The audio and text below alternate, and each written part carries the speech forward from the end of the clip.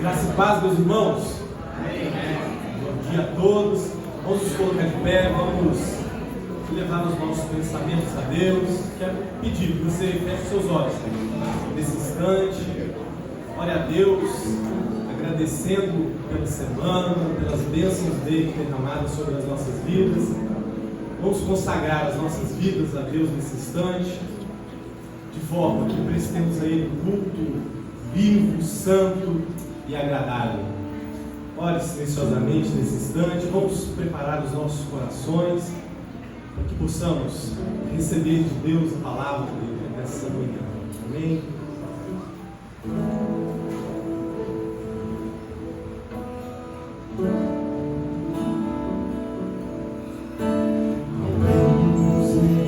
Consagro tudo que sou, tira-nos louvores, transborda o meu coração.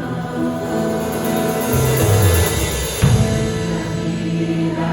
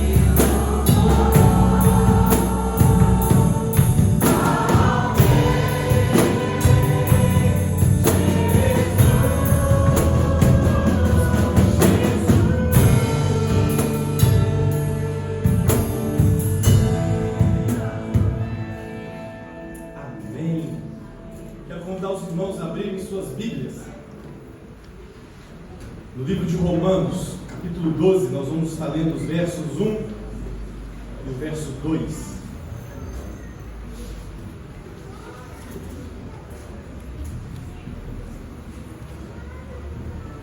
Portanto, irmãos, rogo pelas misericórdias de Deus, que se ofereçam em sacrifício vivo, santo e agradável a Deus.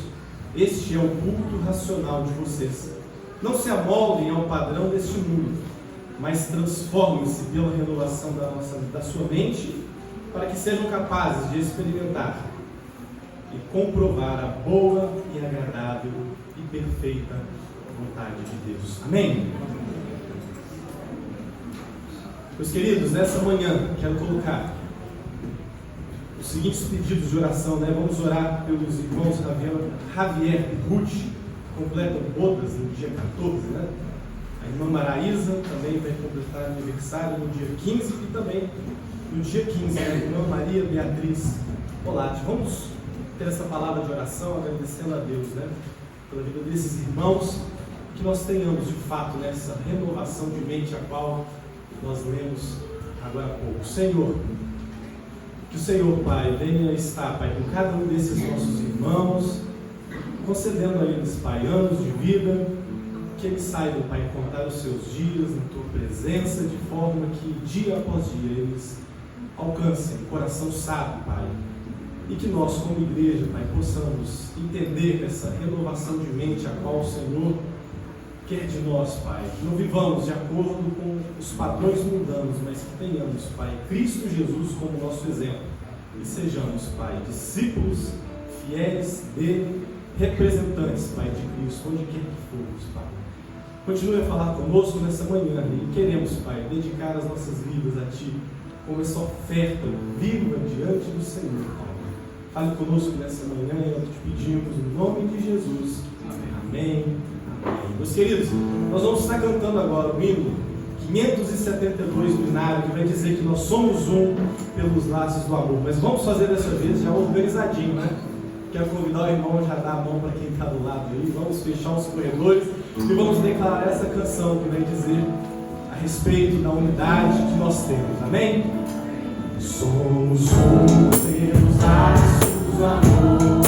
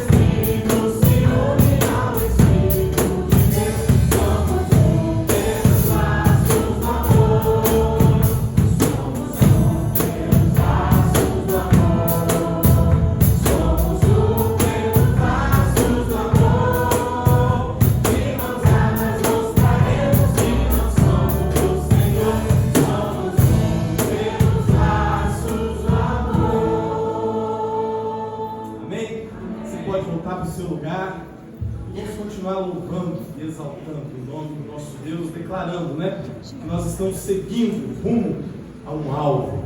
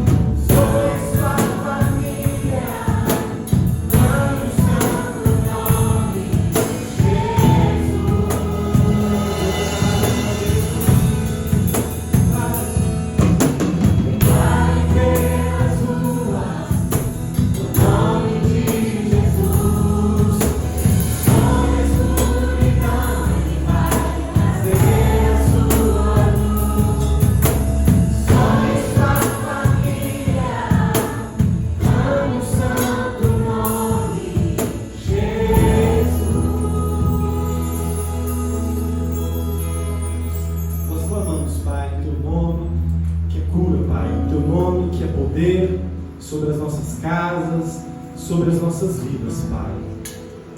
Venha sobre a tua igreja e que possamos, Pai, experimentar a boa, agradável e perfeita vontade do Senhor sobre as nossas vidas, Pai.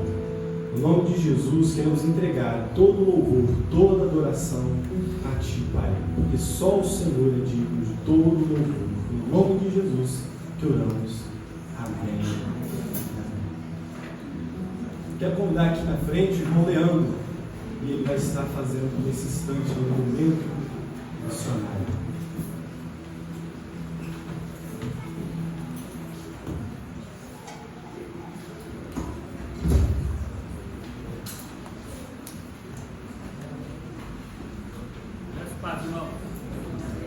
Amém?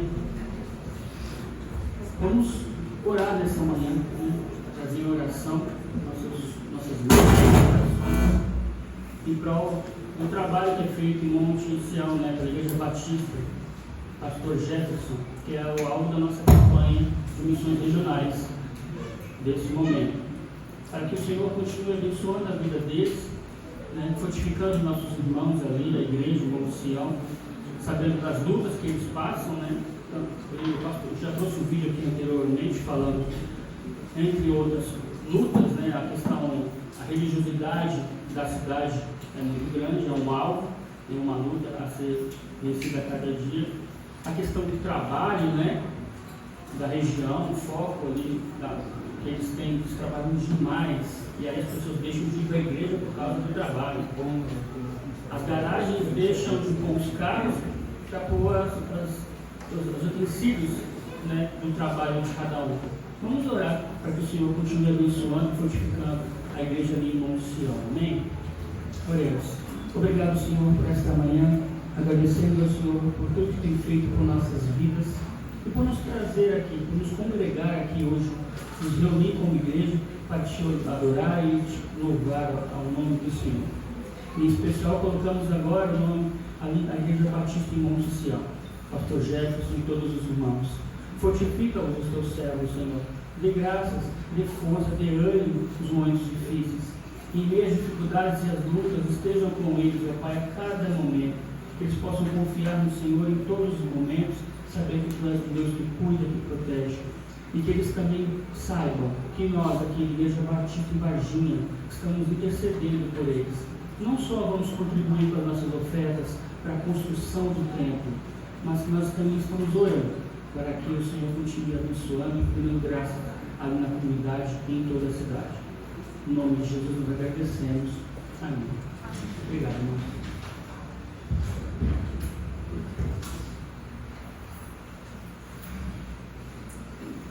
Meus irmãos, nessa manhã o pastor Paulo precisou dar um apoio na nossa congregação lá em Campo do Meio.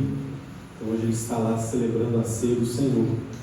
Mas eu quero compartilhar com os irmãos nessa manhã a respeito de nós termos uma vida digna da nossa nova vida que temos em Cristo. E para isso eu gostaria que os irmãos abrissem as suas Bíblias lá em Colossenses, no capítulo 3.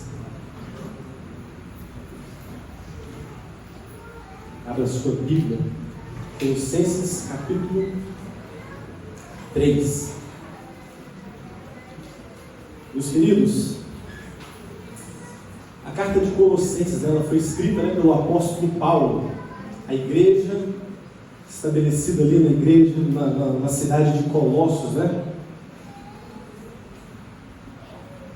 Igreja essa fundada por um dos seus cooperadores de ministério. Paulo, nas suas diversas viagens missionárias, ele havia ali a sua rede de apoio, cooperadores daquele trabalho evangelístico, qual ele fazia. E Paulo sequer conhecia aqueles irmãos lá em Colossos, E o próprio capítulo 1, quando os irmãos leem, podem observar que ao visitar Paulo em sua prisão, Epáfras vai levar a ele o conhecimento daquela igreja, aqueles irmãos, e vai dizer a Paulo a fé que aqueles irmãos tinham, e vai destacar a eles o amor que aqueles irmãos ali tinham uns pelos outros, que vai dizer que eram o amor pelos santos. E também vai compartilhar com ele, né? Não só as alegrias, né, da fé e o amor comum àqueles irmãos, mas vai compartilhar também os desafios, as lutas que aquela igreja enfrentava naqueles tempos. E uma das lutas, né, que aqueles irmãos estavam enfrentando era com relação aos falsos ensinos. O que estava havendo naquela igreja, meu irmão, não é nada diferente que muitas vezes nós temos visto hoje na nossa realidade. Pessoas se levantam dentro da igreja e deturpam o evangelho, né? Lobos em peles de cordeiro. E esse era um grande trabalho daqueles apóstolos, né? Se nós pegarmos todas as cartas lá do Novo Testamento, nós vamos ver que os apóstolos trabalhavam incessantemente para o avanço do evangelho, mas também eles combatiam as falsas doutrinas, né? Eles a todo tempo estavam dizendo, olha, Paulo vai dizer lá à igreja, aos Gálatas, né? Vai dizer o seguinte, olha, se alguém, ou eu mesmo, pregar um evangelho diferente dos qual vocês já receberam, que esse seja maldito. Então, meus queridos, nós precisamos, né, ter ciência de que essa questão de falsos ensinos é uma questão que é atemporal. Pessoas que se levantam contra Cristo, né, que a Bíblia também vai dizer que são os anticristos. Mas quais eram as dificuldades daqueles irmãos naquele tempo, né? Eles haviam ali naquele lugar a questão do politeísmo, né? Alguns estavam dizendo que Cristo era mais um que eles deveriam adorar. E isso é um completo erro, Paulo vai dizer a eles, né? Mas também haviam no meio deles judaizantes querendo impor a eles as suas práticas. Os judaizantes queriam que eles tivessem ali, né, dietas alimentares, até mesmo a questão da circuncisão, né, que também foi tratado lá no Concílio de Jerusalém, né, a questão dos gentios, dos judeus, né, como que deveria ser. E aí Paulo vai dizer, né, que a verdadeira circuncisão é a circuncisão vinda do coração. Então aqueles irmãos enfrentavam isso, né? E aí quando nós pensamos na realidade de hoje, mesmo que não tenhamos, né, às vezes de cara assim, um falso mestre dizendo assim, né, coisas mirabolantes, né? Mas muitas vezes nós temos lugares que nós chamamos de templo. Temos ali crentes, né? Tem uma pessoa chamada pastor, ele tem um título. Mas o que se vê muito hoje pelas igrejas é crentes que vão à igreja para receber uma palavra de motivação, para começar a semana com o pé direito.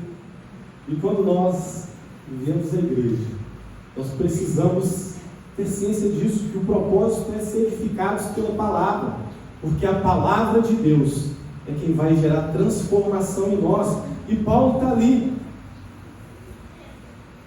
exortando esses irmãos, né, e se compadecendo deles e dizendo a eles, olha, vocês são motivos de minha oração. Eu estou orando por vocês, sabe para quê? Para que vocês cresçam no conhecimento da vontade de Deus. Sabe por que Paulo está orando por eles? Para que eles crescessem em sabedoria e para que eles crescessem no entendimento das coisas espirituais. E sabe por que tudo isso, meus queridos? É porque Paulo vai dizer a eles que eles deveriam viver de maneira digna, agradando a Deus e frutificando em toda boa obra. E aí nós vamos ler o que ele vai dizer no capítulo 3, de como será isso, né? Viver de maneira digna, essa nova vida que eu e você temos em Cristo. Então vamos ler. Portanto, já que vocês ressuscitaram com Cristo, procurem as coisas que são do alto, onde Cristo está assentado à direita de Deus. Mantenham o pensamento nas coisas do alto e não nas coisas terrenas, pois vocês morreram e agora a sua vida está escondida com Cristo em Deus. Quando Cristo, que é a vida, for manifestado, então vocês também serão manifestados com Ele em glória. Assim, façam morrer tudo que pertence à natureza terrena de vocês: a imoralidade sexual, impureza, paixão, desejos maus e a ganância, que é idolatria. É por causa dessas coisas que a ira de Deus, que vem a ira de Deus sobre os que vivem na desobediência, as quais vocês praticaram no passado, quando costumavam viver nelas. Mas agora, abandonem todas estas coisas: ira, indignação, maldade, maledicência e linguagem indecente ao falar. Não mintam uns aos outros, visto que vocês já se despiram do velho homem com as suas práticas e se revestiram do novo, o qual está sendo renovado em conhecimento, à imagem do seu Criador. Nessa nova vida já não há diferença entre grego e judeu, circunciso e incircunciso, bárbaro e cita, escravo e livre, mas Cristo é tudo e está em todos. Portanto, como povo escolhido de Deus, santo e amado, revistam-se de profunda compaixão, bondade, humildade, mansidão e paciência. Suportem uns aos outros e perdoem as queixas que tiverem uns contra os outros. Perdoem como o Senhor lhes perdoou. Acima de tudo, porém, revistam-se do amor, que é o elo perfeito. Que a paz de Cristo seja o juiz em seus corações, visto que vocês foram chamados a viver em paz, como membros de um só corpo. E sejam agradecidos. Habite ricamente em vocês a palavra de Cristo. Ensinem e aconselhem-se uns aos outros com toda a sabedoria. E cantem salmos, hinos e cânticos espirituais, com gratidão a Deus em seus corações. Tudo que fizerem, seja em palavra ou em ação, façam-no em nome do Senhor Jesus, dando por meio dele graças a Deus Pai. Amém? Eu não sei se é assim com vocês, né? Mas determinadas coisas, quando a gente vê, o próprio senso comum vai dizer: olha, isso aí não é compatível. Eu, desde o final do ano, parei de fazer academia, né? E aí, 3 meses depois, voltei essa semana. Uma luta. Mas eu vou meio que por obrigação, porque eu gosto mesmo de jogar bola. Só que se eu chegar agora para jogar bola sem ter feito academia, eu vou me machucar. Mas tem gente que faz academia, segue uma dieta direitinho, né? Vai lá, marca sua consulta no nutricionista, não é assim que funciona? Mas imagine você não conhece os nutricionistas aqui da cidade, né? E aí você vai lá, procura na lista, ó, achei aqui um fulano de tal. E aí você chega lá para a consulta, é o seu primeiro contato com o nutricionista. E aí você entra lá na salinha dele, um cidadão de 1,5 metro, 130 quilos. O que passa na sua cabeça? É esse aí que vai me ajudar a perder peso? É esse aí que vai me ajudar a me alimentar melhor? E aí você fica pensando todas essas coisas, porque algo está estranho, né? Incompatível. Da mesma forma, né? A patroa chega lá e fala assim: olha, Ayrton, eu vou renovar o meu guarda-roupa e eu vou numa personal stylist. E aí você vai olhar, né? Deixa eu ver o que é isso aqui, personal stylist. Aí você vai olhar lá, né? A pessoa que é estilista se veste mal. É incompatível, né? Você não vai gastar seu dinheiro dessa forma, né? Da mesma forma, meus queridos, né? Quando a gente está lá na escola, o professor de português dá aquela errada, né? Seja no falar, no escrever. A gente já fica assim: opa, tem alguma coisa errada. Agora, essa eu duvido que você teria coragem, né? De chegar para um consultor financeiro, todo endividado, e falar assim: você vai tomar conta das minhas finanças. Preciso saber aí qual é o melhor investimento. Mas o cara não sabe cuidar das próprias finanças. Você teria coragem de confiar a ele o seu dinheiro? E eu estou falando isso porque são situações cotidianas, né? Quando a gente se depara, causa-nos tamanha estranheza, não é mesmo? Agora segura firme aí. Já pensou em encontrar um crente que até hoje não leu a Bíblia inteira? Você já pensou em deparar com um crente que não tem vida de oração? É coerente, irmão Ivone? pior, né? Quando o crente acha que, já fui na igreja hoje, não precisa voltar mais não. Aqueles que acham normal não congregar. Meus queridos, que Deus tenha misericórdia de nós, porque a vida cristã que nós somos chamados é uma vida que precisa ser coerente. Nós precisamos viver, como foi falado aqui, de maneira digna a nossa nova vida cristã. E aí o apóstolo Paulo vai começar o texto dizendo assim: olha, vocês precisam olhar e pensar, né? Procurar e pensar nas coisas do alto. E parece que quando a gente está olhando a nossa volta, parece que não está todo mundo aí buscando a Deus, não. Quando a gente olha a nossa volta lá no nosso trabalho, lá na escola, parece que o caminho que as pessoas estão seguindo são caminhos tortuosos, né? E o texto vai dizer para nós aqui que parece que quando a gente olha para o lado, o que mais tem aflorado nas pessoas são as obras da carne. Cada um vivendo segundo o seu próprio desejo. E aí, quando eu penso na minha e na sua vida, nós precisamos ter o quê? Uma mente ocupada, sabe por quê? Com as coisas celestiais. Quando a gente olha para esse mundão que está cada vez pior, né? Nós precisamos procurar, vai exigir de nós esforço, tá? Nós vamos ter que procurar viver dessa maneira compatível, digna de uma nova vida em Cristo. Sabe por quê? Porque uma vez que nós já morremos para a nossa vida na carne, né? Nós precisamos ser coerentes, né? No capítulo anterior, Paulo vai dizer lá, capítulo 2, verso 12, ele vai dizer o que é o batismo. E ele vai dizer que uma vez que nós fomos sepultados com Cristo no nosso batismo, e também com Ele ressuscitamos mediante a fé no poder de Deus que nos ressuscitou dos mortos, né? Agora, como é que deve ser o nosso modo de agir? Nós precisamos ter a esperança, né, da segunda volta de Cristo, onde nós teremos os nossos corpos glorificados. E aí, o que vai acontecer? Nós teremos recebido o nosso corpo de glória, livre da morte e livre do pecado. Mas enquanto nós vivemos nesse mundo, é uma luta constante entre o Espírito e a nossa carne. Nós precisamos, meus irmãos, de fato viver essa nossa cidadania celestial. E ele vai dizer: a nossa vida está escondida em Cristo.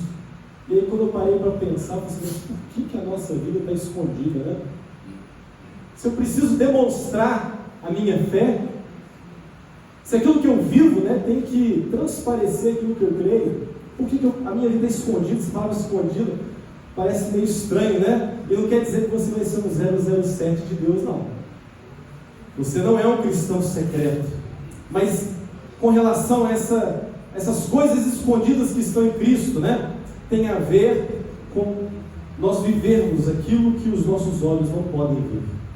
2 Coríntios, capítulo 4, verso 18, vai dizer assim: olha, assim fixamos os olhos, não naquilo que se vê, mas no que não se vê, pois o que se vê é transitório, mas o que não se vê é eterno. Eu e você, meus irmãos, nós precisamos ter uma vida compatível, sabe como? Quando nós olhamos lá para Hebreus, né? Nós finalizamos um ano aí de estudo de Hebreus lá na classe dos jovens, e no capítulo 11, ele vai dar vários testemunhos de homens e mulheres de Deus que viveram por meio da fé, homens que receberam uma promessa. E a palavra de Deus vai dizer, né, que esses homens, né, viveram pela fé, morreram sem receber o que tinha sido prometido. Sabe por quê? Eles viram de longe e a saudaram, reconhecendo que eram estrangeiros e peregrinos na terra. E vai dizer que os que assim falam mostram que estão buscando uma pátria. Se estivessem pensando naquela de onde saíram, teriam oportunidade de voltar. Em vez disso, eles esperam, sabe o quê? Uma pátria melhor, que é uma pátria celestial. E por essa razão, a palavra de Deus vai dizer: Deus não se envergonha de ser chamado o Deus deles, pois preparou-lhes uma cidade. Amém, igreja? Nós não podemos continuar vivendo a vida para ganhar esse mundo, meus queridos. Abraão recebeu uma promessa, mas vai dizer que ele andou pela terra como peregrino, porque sabia que a verdadeira cidade que havia sido prometida, sabe qual era? Era de Apocalipse 21, a nova Jerusalém, que eu e você esperamos. Eu e você que cremos, precisamos ter essa expectativa da nova Jerusalém que descerá dos céus. É o tabernáculo de Deus no meio dos homens, a própria presença de Deus entre nós. Ele vai dizer que nós seremos um só povo, o povo de Deus. Ele vai enxugar de nós as nossas lágrimas. Não haverá mais morte, não haverá tristeza, choro, dor, pois a antiga ordem passou. Cristo estará fazendo novas todas as coisas, e quando Ele se manifestar, eu e você teremos os nossos corpos, né, glorificados, né? E mediante essa vida, essa nova vida que eu e você temos em Cristo, existem algumas coisas que não podem mais fazer parte. E Ele vai dizer que nós devemos abandonar, fazer morrer a nossa natureza carnal. E o que precisa morrer dentro de nós? Ele vai citar imoralidade sexual, impureza, paixões, desejos maus, ganância e idolatria. Ele vai dizer, meus queridos, que todas as vezes que nós praticamos tais coisas, Deus ele fica irado demais por isso. Ele vai dizer, né, abandonem a ira, a indignação, a maldade, a maledicência, a linguagem indecente e a mentira, né? E posso dizer, a gente poderia pegar aqui as obras da carne, lá em Gálatas, né? E dedicar tempo falando sobre elas. O apóstolo Paulo também disse lá em Coríntios, né? Olha, vocês não sabem que os perversos não herdarão o reino dos céus? Não se deixem enganar. Nem os imorais, nem os idólatras, adúlteros, homossexuais, ladrões, avarentos, alcoólatras, caluniadores, trapaceiros, nenhum deles herdarão o reino dos céus. Mas eu creio, né, que pelo menos a maioria que já conhece o verdadeiro Evangelho há um bom tempo. Isso para nós é algo que nós já sabemos às vezes de cor salteado. Eu e você sabemos a forma como nós não devemos agir. Mas vamos nos atentar, né, naquilo que o apóstolo Paulo diz que nós devemos nos revestir dessa nova natureza, que ele vai dizer que é algo perfeito, né? Essa nova natureza, ela vem do amor, que é o vínculo da perfeição, e nós devemos o que? Nos revestir. Nós devemos abandonar, né, as nossas vestes carnais, e devemos ter agora um novo jeito de proceder. Nós devemos nos vestir de uma nova natureza, que nós lemos lá no começo do culto, em Romanos 12, que vai dizer que nós não podemos nos amoldar segundo o padrão daquilo que nós vemos à nossa volta, mas que nós temos que ter a nossa mente renovada, né?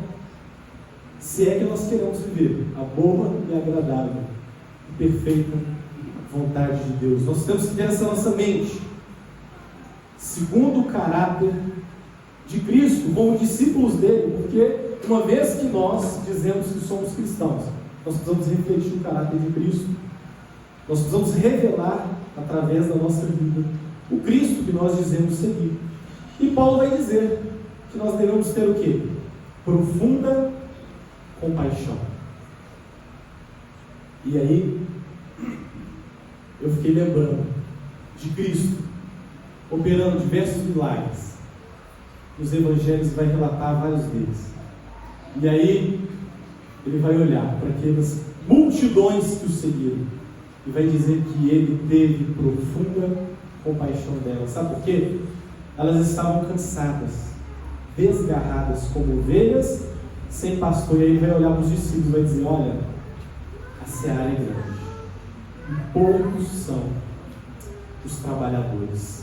Assim como Cristo teve compaixão das multidões que estavam perecendo sem conhecer o Salvador, eu e você precisamos refletir também essa profunda compaixão uns para com os outros.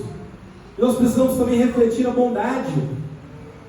Nós precisamos, meus queridos, ser como Cristo, que vai dizer, né: vinde a mim todos que estão cansados e sobrecarregados, e eu vos aliviarei. Tomai sobre vós o meu jugo. Ele vai dizer: aprendei de mim, que sou manso e humilde. Nós precisamos ser mansos e humildes como Jesus.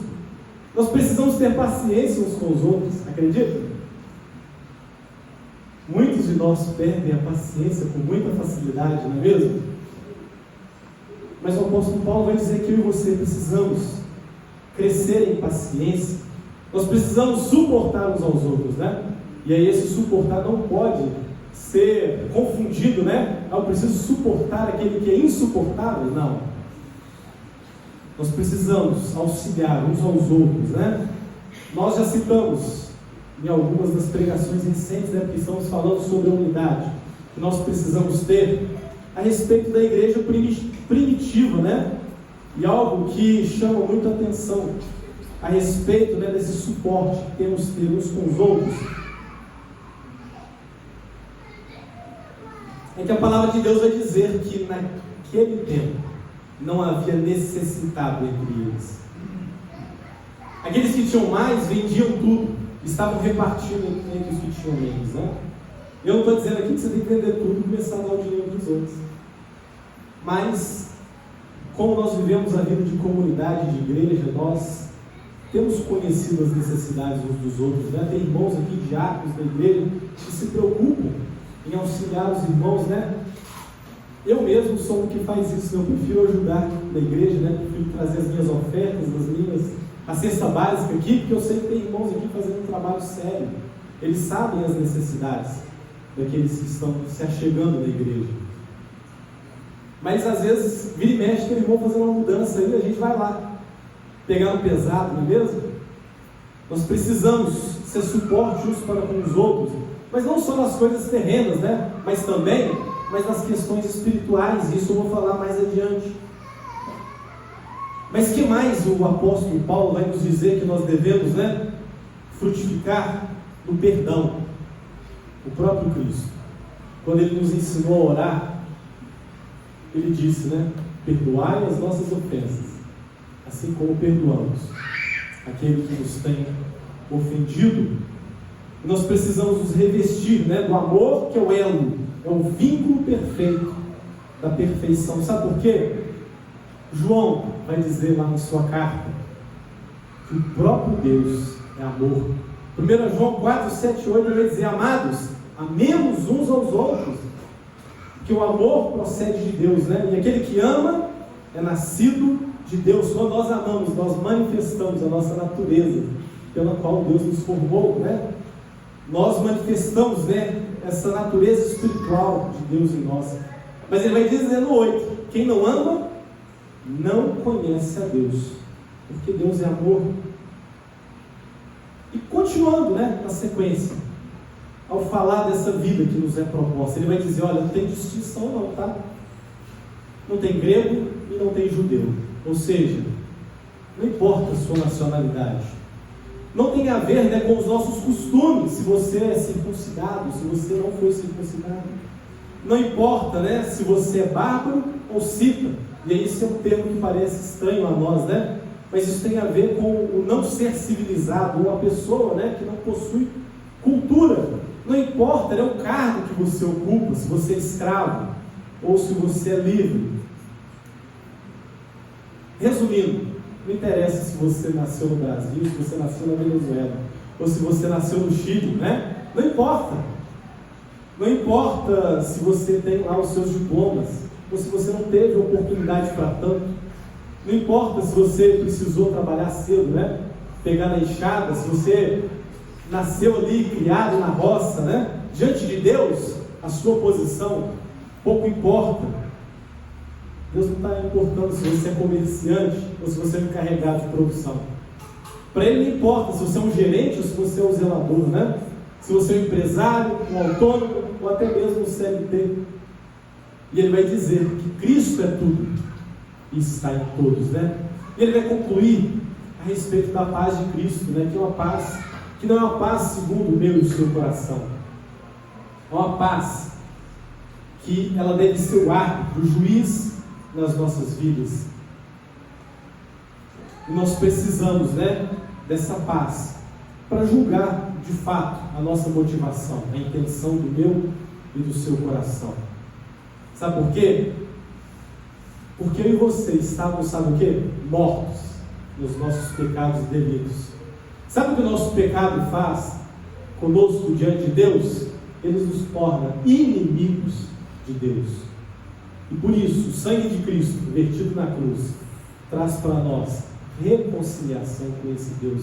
Se antes nós éramos inimigos, hoje nós temos paz com Deus. Nós somos chamados para viver em paz. Somos chamados para viver no corpo, que é Cristo, né? Cristo é o cabeça e nós somos o corpo dele, né?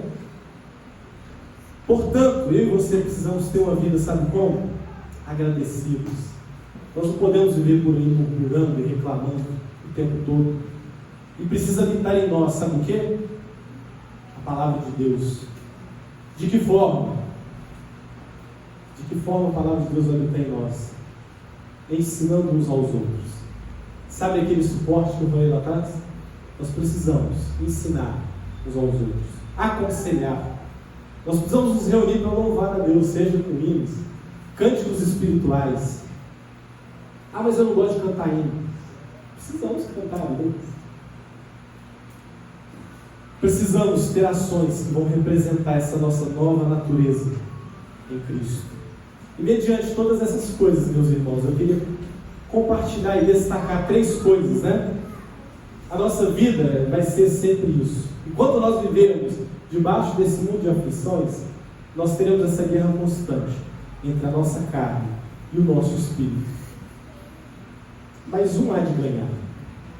Não tem como eu e você querer conciliar a nossa vida fazendo as obras da carne e querendo fazer as obras do espírito.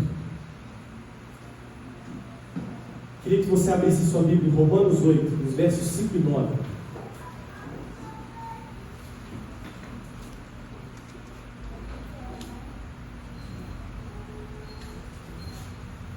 Vai dizer o seguinte: quem vive segundo a carne tem a mente voltada para o que a carne deseja, mas quem de acordo com o Espírito tem a mente voltada para o que o Espírito deseja, de acordo com o Espírito, né? Tem a mente voltada para o que o Espírito deseja. Bom, a mentalidade da carne é morte, mas a mentalidade do Espírito é vida e paz. A mentalidade da carne, ela é inimiga de Deus, porque não se submete à lei de Deus e nem pode fazê-lo. Quem é dominado pela carne não pode agradar a Deus. Entretanto, vocês não estão sob o domínio da carne, mas do Espírito. E se de fato o Espírito de Deus habita em vocês, e se alguém não tem o Espírito de Cristo, não pertence a Cristo. Então, meus queridos, isso é muito importante, porque não adianta a gente vir à igreja. Vir à igreja é importante, mas se eu estou na carne, se o meu desejo está na carne, a palavra de Deus vai dizer o seguinte: você não pertence a Ele, você não é dele. A segunda coisa que eu gostaria de alertar os irmãos é o perigo da negligência.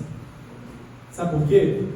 Eu não sei aqui quantos tiveram o privilégio de nascer em uma família cristã. Eu tive esse privilégio. Mas mesmo que você não teve esse privilégio, né? Seus pais se converteram, você ainda era criança. Para mim e para você, pode ser que é fácil. Eu não sou um viciado em álcool. Eu não sou um idólatra. É tranquilo isso para mim, né? Eu não vivo mentindo. Mas pode ser que eu e você estejamos negligenciando essas verdades que nós ouvimos a respeito da compaixão, da bondade, humildade, mansidão, paciência, perdão, amor. A palavra de Deus vai dizer: a ninguém levais coisa alguma a não ser o quê? A não ser o quê? O amor. E por último,